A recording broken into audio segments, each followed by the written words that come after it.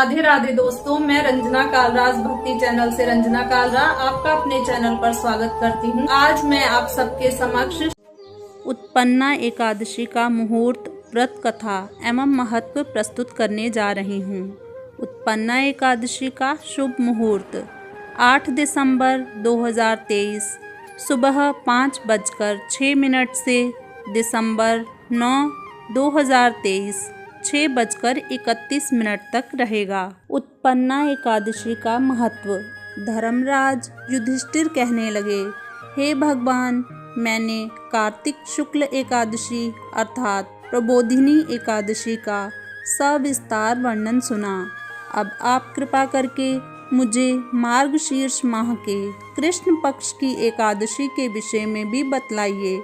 इस एकादशी का क्या नाम है, इस व्रत का क्या विधान है और इस व्रत के करने से किस फल की प्राप्ति होती है।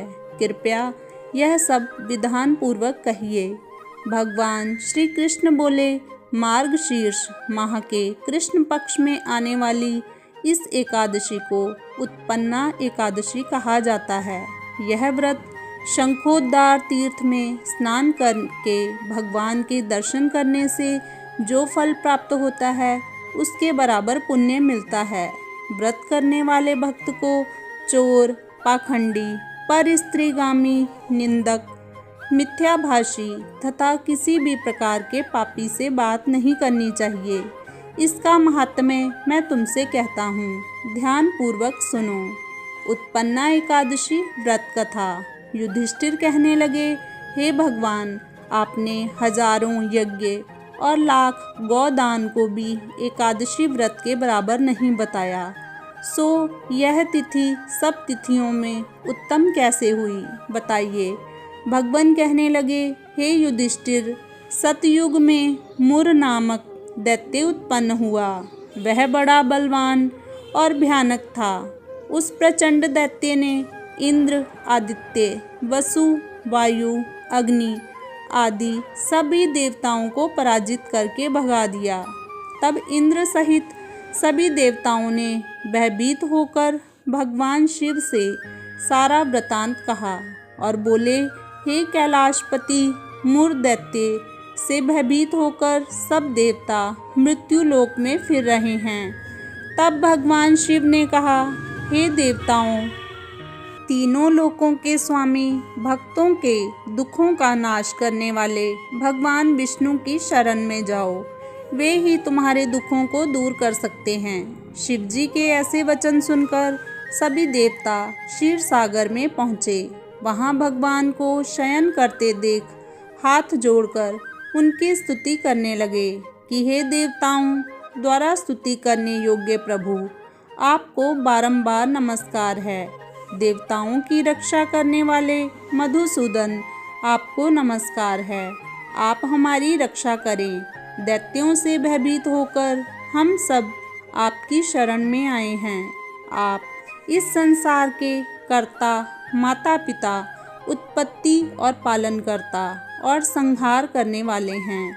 सबको शांति प्रदान करने वाले हैं। आकाश और पाताल भी आप ही हैं।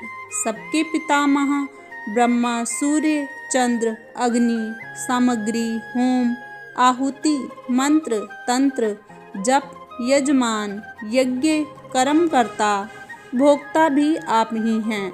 आप सर्वव्यापक हैं। आपके सिवा तीनों लोकों में चर तथा अचर कुछ भी नहीं है। हे भगवान, दैत्यों ने हमको जीतकर स्वर्ग से भ्रष्ट कर दिया है और हम सब देवता इधर उधर भागे भागे फिर रहे हैं। आप उन दैत्यों से हम सबकी रक्षा करें। इंद्र के ऐसे वचन सुनकर भगवान विष्णु कहने लगे कि हे इंद्र, ऐसा मायावी दैत्य कौन है जिसने सब देवताओं को जीत लिया है? उसका नाम क्या है? उसमें कितना बल है और किसके आश्रय में है तथा उसका स्थान कहाँ है? यह सब मुझसे कहो। भगवान के ऐसे वचन सुनकर इंद्र बोले, भगवान, प्राचीन समय में एक नाड़ी जंग नामक राक्षस था। उसके महापराक्रमी और लोक विख्यात मुर नाम का एक पुत्र हुआ। उसकी चंद्रावती नाम की नगरी है। उसी ने सब देवताओं को स्वर्ग से निकालकर वहाँ अपना अधिकार जमा लिया है। उसने इंद्र, अग्नि, वरुण, यम, वायु, ईश, चंद्रमा, नैऋत्य आदि सबके स्थान पर अधिकार कर लिया है। सूर्य बनकर स्वयं ही प्रकाश करता है, स्वयं ही मेघ बना बैठा है और सबसे अजेय है। हे असुर निकंदन, उस दुष्ट को मारकर देवताओं को अजेय बनाइए। यह वचन सुनकर भगवान ने कहा, हे देवताओं, मैं शीघ्र ही उसका संहार करूँगा। तुम चंद्रावती नगरी जाओ। इस प्रकार कहकर भगवान सहित सभी देवताओं ने चंद्रावती नगरी की ओर प्रस्थान किया। उस समय जब दैत्य मुर सेना सहित युद्ध भूमि में गरज रहा था, उसकी भयानक गर्जना सुनकर सभी देवता भय के मारे चारों दिशाओं में भागने लगे। जब स्वयं भगवान रणभूमि में आए तो दैत्य उन पर भी अस्त्र शस्त्र आयुध लेकर दौड़े। भगवान ने उन्हें सर्प के समान अपने बाणों से बींध डाला। बहुत से दैत्य मारे गए, केवल मुर बचा रहा। वह अविचल भाव से भगवान के साथ युद्ध करता रहा। भगवान जो भी तीक्ष्ण बाण चलाते, वह उसके लिए पुष्प सिद्ध होता। उसका शरीर छिन्न भिन्न हो गया, किंतु वह लगातार युद्ध करता रहा। दोनों के बीच मल्लयुद्ध भी हुआ। 10,000 वर्ष तक उनका युद्ध चलता रहा, किंतु मुर नहीं हारा। थक कर भगवान बद्रिकाश्रम चले गए। वहाँ हेमवती नामक सुंदर गुफा थी। उसमें विश्राम करने के लिए भगवान उसके अंदर प्रवेश कर गए। यह गुफा 12 योजन लंबी थी और उसका एक ही द्वार था। विष्णु भगवान वहाँ योग निद्रा की गोद में सो गए। मुर भी पीछे पीछे आ गया और भगवान को सोया देखकर मारने को उद्धत हुआ। तभी भगवान के शरीर से उज्ज्वल कांतिमय रूप वाली देवी प्रकट हुई। देवी ने राक्षस मुर को ललकारा, युद्ध किया और उसे तत्काल मौत के घाट उतार दिया।